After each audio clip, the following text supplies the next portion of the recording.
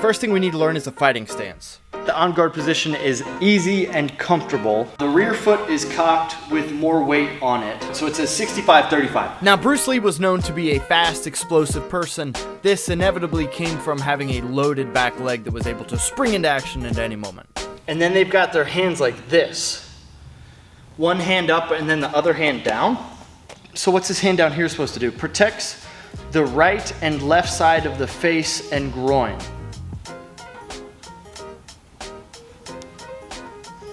Okay. I really wanted to get the most out of this experience, so I called in for a little bit of knowledge backup. So wait, I can't learn everything I need to know from this book? I mean, you could learn whatever you might want to need from that book.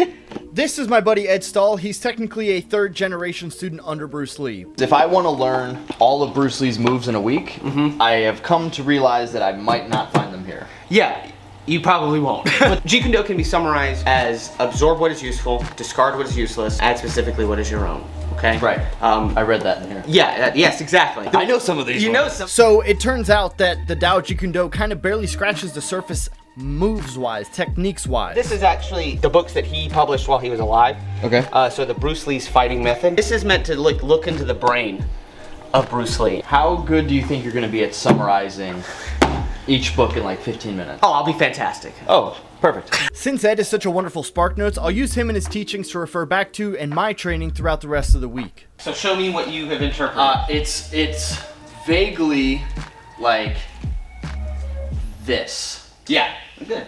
So they call this the Baizhong. The Baizhong is your fighting stance. The reason it's down is for one of the 5 methods of attack that Bruce Lee would talk about. Okay. Attack by drawing. Okay. When you have that hand down, what's exposed? My face. Your face. Yeah. So I will naturally want to punch the face. Sure. When I do that, you would counter or intercept. And I liked this stance for punching, but there was something about it kicking-wise that didn't make sense. It seems like it's a little contradictory with the stance. They make such an emphasis on the back heel being up, and it makes it very difficult to kick with the front foot. Okay. Like I'm very good at going upper body moves. Fundamentally, that is broken, yes. Yeah, right. Like if I'm going to kick you, think of the delivery system as a pendulum. Okay. So it's here and you would just sometimes called the replacement step. Right. If you look at how Bruce moves in the videos, this is it. Okay. Right? Yeah, it looks like this isn't moving. Correct. Okay. And that's kind of like one of his delivery systems. The next big important footwork that we use is, we call this the push shuffle. Okay. We're pushing and we're coming in. Really, man, good. Yeah. Now what I want you to think about is doing that here with a bit of a quarter turn. Okay. Yeah. Boom, that's it. Those are like the 2 main core principles of movement. Correct. In and out. In and out. And shuffle. Shuffle. Then one more, I'll add one more, is circling. When we step, we break every rule. Right? Yeah. But you do it in such a way where you know you're not going to pay for the fight. But if I'm here and I can stay out here, right? And then I can settle in and then start to come in. And now that I can move my feet with a Bruce Lee-like intention, it's time for me to practice, and ideally somewhere cool. So I met with Ed yesterday, and it seems like my next course of action needs to be read the book for a training session a day, and then train what he taught me for a training session a day. The section that I read today is about qualities.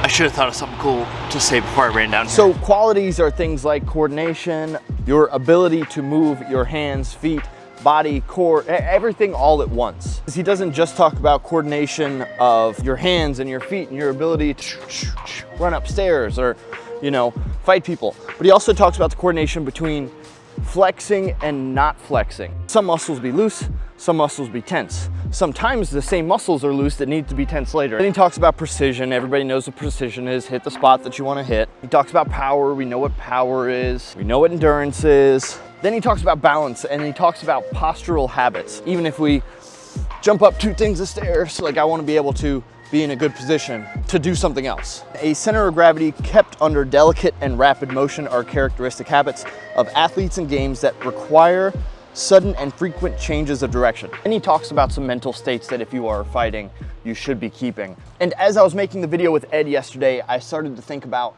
how this video might be portrayed. I want to look at Bruce Lee here in this situation as a coach. I'm just trying to get all the information that he put out. Whether or not you think Bruce Lee was a good fighter is not the point of the video. I think it's a fair question to ask because a lot of people who are like Bruce Lee worshippers see him as this like person who was the best at everything possible. After reading the little bit of information that I've read in this book, I think he's great at relaying information. He's obviously a great entertainer, seemingly a good coach, but we don't really have enough facts for whether or not he was a great fighter. Just keep that in mind. Going so in depth on something that was so vast in knowledge was tiring on my brain, so I was excited to do something that I knew. Let's kick some stuff. But first I needed a quick stretch to make sure my kicks were going to be speedy, but also my mind would be There's focused. a fly in my ear. Hold on. Where'd he go? There he is. So one of the things that Bruce Lee talks about is speed and timing. Oh, I didn't catch it. Dang, I really thought I caught it. Good. Good.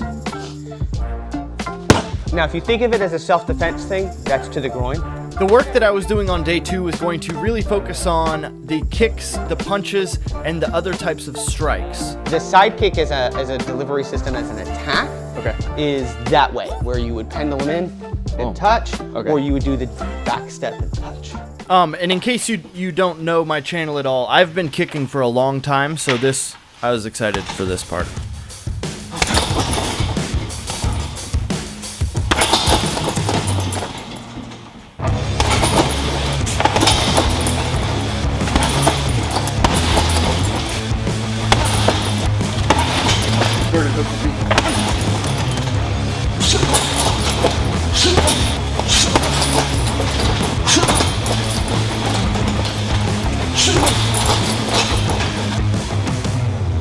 I was a big fan of all the kicks that were in the book. There wasn't a single one I didn't like. However, the next part was something that I wasn't a super fan of. For something that is designed for street fighting, it kind of goes a bit opposite in its approach. Like usually people who teach self-defense don't teach like prolonged fights. No. Like if I go like this and I go bang and I go bang and I keep them away from me, Yeah. most likely I didn't knock him out. Like that probably hurt. It's not like a boom. I guess my question is that like addressed? Yes. Okay. The way it is addressed is spamming those two techniques. Right. So you would, instead of the vertical fist, you would finger jab, and then you would kick them in the groin. Not hitting as hard, But you're hitting areas that are supposed to be more sensitive. areas, yeah. Whether we can say that is applicable or not is irrelevant. Whether or not it works. Yeah. Sure. So as far as whether or not it works, I don't necessarily have any eyeballs at my disposal, at least any spares. So we're going to test this in a slightly different way. I've never been a big fan of finger jabs, especially with like the rotation. Like the head is made of very hard stuff. The eyes are a very small target, so maybe I'll like really just soak it up with marker to the point where hopefully that's my goal.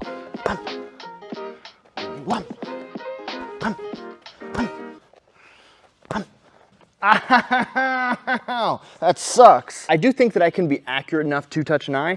I'm not the average person, I don't think. But it's such a small target, I'd much rather rely on big things hitting bigger things. But that's just me. Ow, that hurts.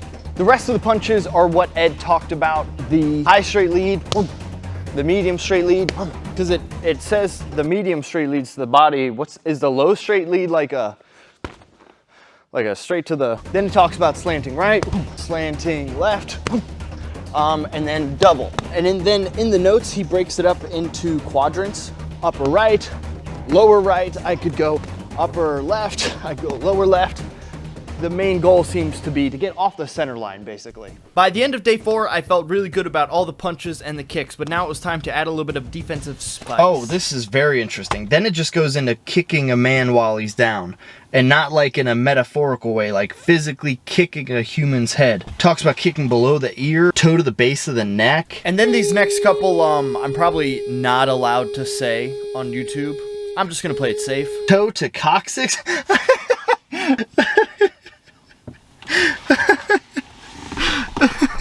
It legit has a picture of them kicking this dude in the booty cheek. Okay, let's move on. Today we are going to work on manipulations, but also we're going to refer back to what Mr. Ed told us about, what's the word I'm looking for? Jeet Kune Right. is interception. Okay. Way of the intercepting fist, or foot. Any movement that I make, you can fire and Okay. land that. Right. Whether it's a big grandiose round kick, Bang. if I go jab, jab, cross, bang. Now it's time to use that fencing footwork and that one punch Yeah. to just mess people up as you intercept and then get offline. Okay. I don't worry about the touching. I just go. Yeah, you just go. Don't worry about the touching. As I go, you go. That's it. So what's the backhand for? The backhand is the protective hand, the woo-sow, in case you mess up. So now we go to the foot. Okay. Okay, so just like I talked a little bit about with the side kick, Yep. he uses his side kick a lot. Okay. For his longest weapon, his leg, nearest target is normally the kneecap. You lean back and lift the leg and touch. Okay. Okay. Or if you throw like a rear round kick, and then going in. Ed and I talked about trapping, intercepting, manipulation, which I want to train today at home, but there's an issue. This guy right here doesn't have arms.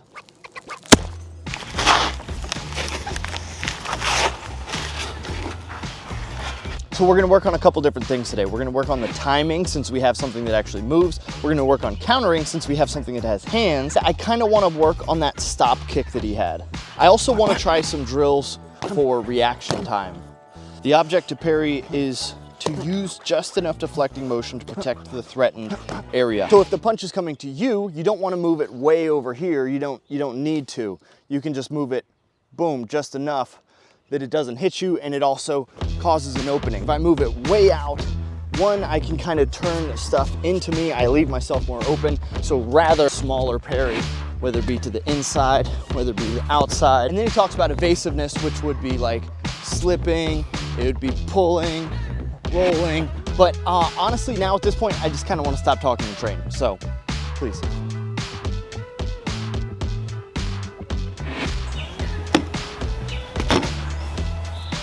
Okay, so I'm done training. It's been about 45 minutes. I know what you're thinking. Man, Seth's hair looks good. You're right. Later on in day 6, we worked hard, and by worked hard, I meant my fiance and I went to the beach. And I figured I'd take this time to go back to the beginning of the book, which talks about emptying your mind. My favorite part of this section was a line that reads, "Art reaches its greatest peak when devoid of self-consciousness." But see, I think I read it wrong the first time. I thought it said devoid of consciousness, not self-consciousness. Anyway. Hey guys, in case you were curious or you didn't know this, beach hot. Beach very hot. So for this last part, I want to go into the 5 ways of attack. And theoretically, yeah, I could tell you about it, or I could show you.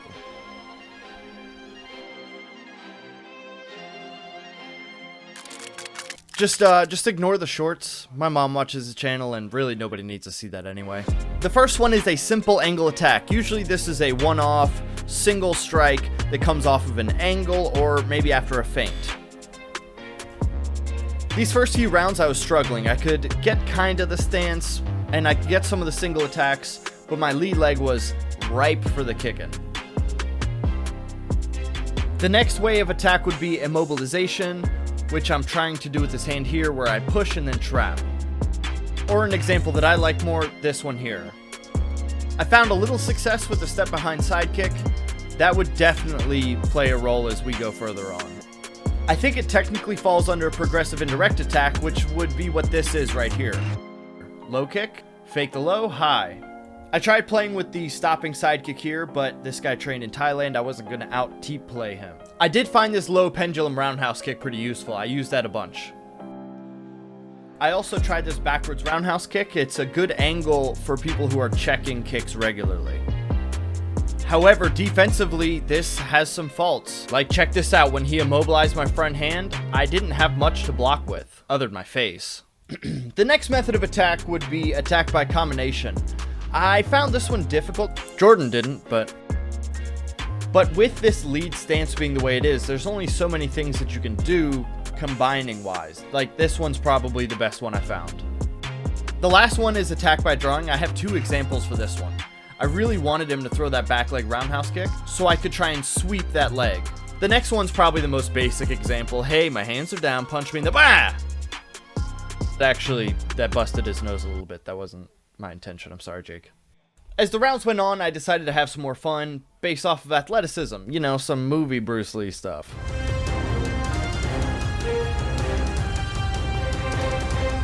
But then Jake decided, Seth, I didn't like how you punched me in the face earlier, so return the favor.